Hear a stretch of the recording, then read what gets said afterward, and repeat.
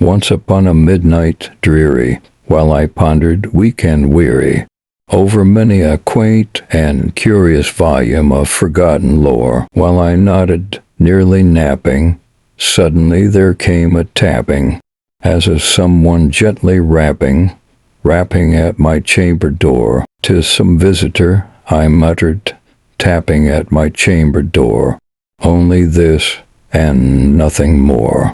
Distinctly I remember it was in the bleak December, and each separate dying ember wrought its ghost upon the floor. Eagerly I wished the morrow, vainly I had sought to borrow from my books surceases sorrow, or the lost Lenore, for the rare and radiant maiden whom the angels name Lenore, nameless here forevermore, and the silken, sad, and certain rustling of each purple curtain filled me with fantastic terrors never felt before, so that now, to still the beating of my heart, I stood repeating, "'Tis some visitor entreating entrance at my chamber door, some late visitor entreating entrance at my chamber door.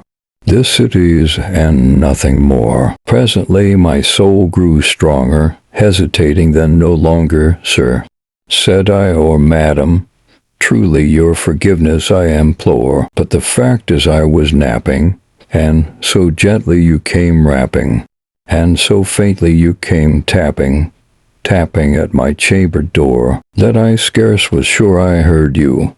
Here I opened wide the door. Darkness there, and nothing more. Deep into that darkness peering, long I stood there wondering, fearing, doubting, dreaming dreams no mortal ever dared to dream before. But the silence was unbroken, and the stillness gave no token, and the only word there spoken was the whispered word, "Lenore?" This I whispered, and an echo murmured back the word, "Lenore." Merely this, and nothing more. Back into the chamber turning, all my soul within me burning. Soon again I heard a tapping somewhat louder than before. "Surely," said I, "surely that is something at my window lattice. Let me see, then, what thereat is, and this mystery explore. Let my heart be still a moment, and this mystery explore. 'Tis the wind, and nothing more." Open here I flung the shutter, when, with many a flirt and flutter, in there stepped a stately raven of the saintly days of yore. Not the least obeisance made he, not a minute stop or stayed he, but with mien of lord or lady, perched above my chamber door, perched upon a bust of Pallas just above my chamber door perched, and sat, and nothing more. Then this ebony bird beguiling my sad fancy into smiling, by the grave and stern decorum of the countenance it wore. "Though thy crest be shorn and shaven, thou," I said, "art sure no craven, ghastly grim, an ancient raven wandering from the nightly shore. Tell me what thy lordly name is on the night's Plutonian shore." Quoth the raven, "Nevermore." Much I marvelled this ungainly fowl to hear discourse so plainly, though it answer little, meaning little, relevancy bore, for we cannot help agreeing that no living human being ever yet was blessed with seeing bird above his chamber door, bird or beast upon the sculptured bust above his chamber door, with such name as Nevermore. But the raven, sitting lonely on the placid bust, spoke only that one word, as if his soul in that one word he did outpour. Nothing farther than he uttered, not a feather than he fluttered, till I scarcely more than muttered, "Other friends have flown before. On the morrow he will leave me, as my hopes have flown before." Then the bird said, "Nevermore," startled at the stillness broken by reply so aptly spoken. "Doubtless," said I, "what it utters is its only stock and store, caught from some unhappy master while unmerciful disaster followed fast and followed faster, till his songs one burden bore, till the dirges of his hope that melancholy burden bore of nevermore, but the raven still beguiling all my fancy into smiling.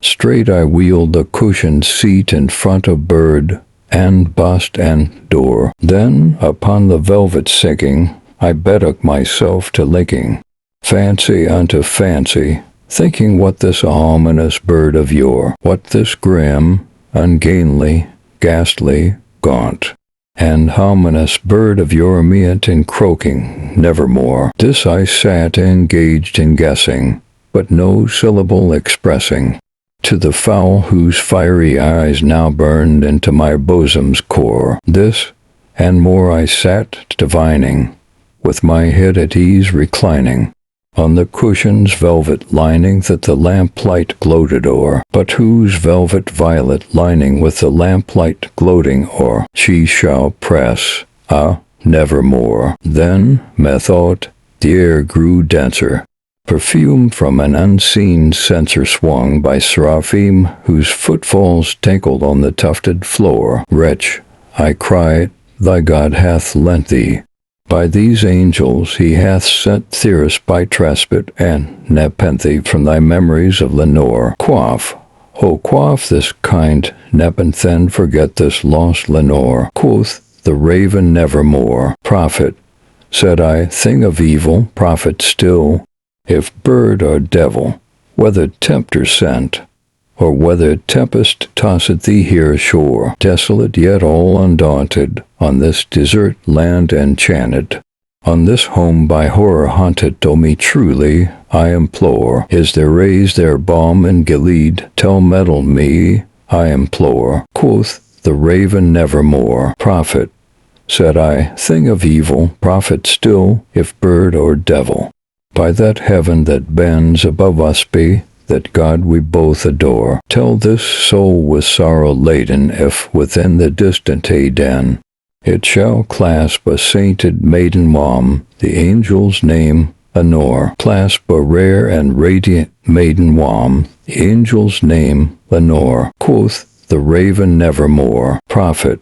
said I, thing of evil, prophet still, if bird or devil, by that heaven that bends above us be, that God we both adore, tell this soul with sorrow laden if within the distant Eden it shall clasp a sainted maiden whom the angel's name Lenore. Quoth the raven nevermore. Be that word our sign of parting, bird or fiend, I shrieked, upstarting, get thee back into the tempest and the night's Plutonian shore. Leave no black plume as a token of that lie thy soul hath spoken.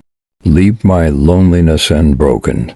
Quit the bust above my door. Take thy beak from out my heart, and take thy form from off my door. Quoth the raven nevermore. And the raven, never flitting, still is sitting, on the pallid bust of Pallas just above my chamber door, and his eyes have all the seeming of a demon's that is dreaming, and the lamplight o'er him streaming throws his shadow on the floor, and my soul from out that shadow that lies floating on the floor shall be lifted nevermore.